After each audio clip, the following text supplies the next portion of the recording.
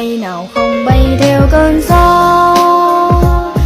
đưa mây mãi không bay thôi thì gió đi. Chim mồ côi về đâu sao đôi chưa có tìm mà có những rung đầu chết xua tu luông cao xa tao cụ mà dân nhờ có cần cao xin trái trả có đa cụ xưa.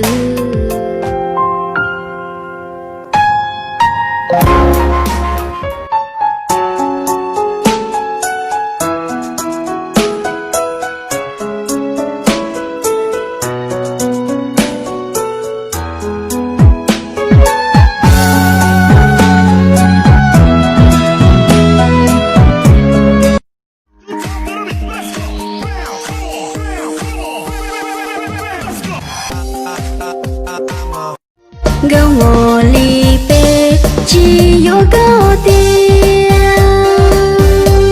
cao từ lâu lâu bê chỉ phi lao cao chỉ mù bùa cao tu nên đau xa vai nửa thiên châu lũ thiên châu con nó thiên chi. Địt mẹ con nhà ai đây? Con té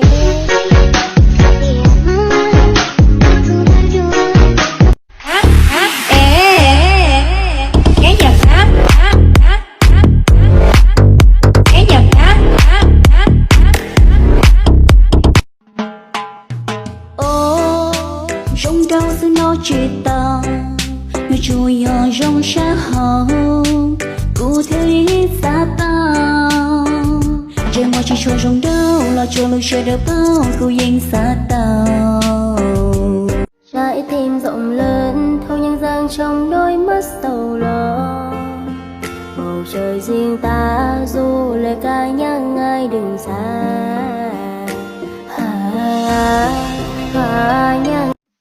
Các bạn ơi, bạn này đang rất là nổi trên TikTok và trên Facebook nha. Nếu ai muốn có link thì ghi cho mình gửi link cho anh.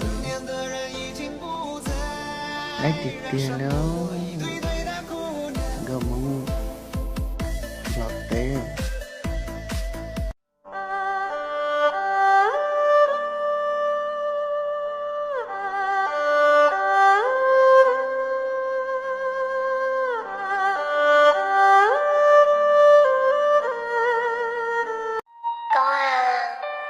Cô chín thấy tôi lỗ chia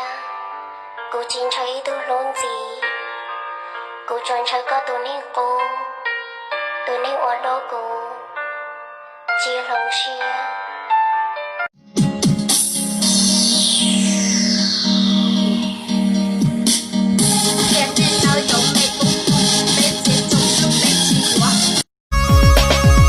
Mình đâu mong có tua khó từ tua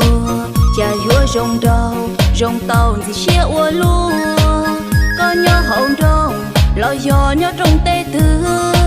chỉ tao bỏ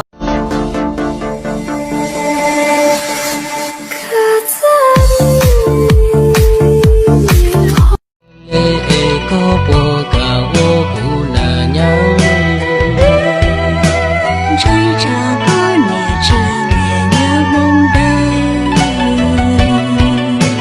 cụ là cụ chỉ bối chỉ sai do ly có bùa say mà cụ cứ sai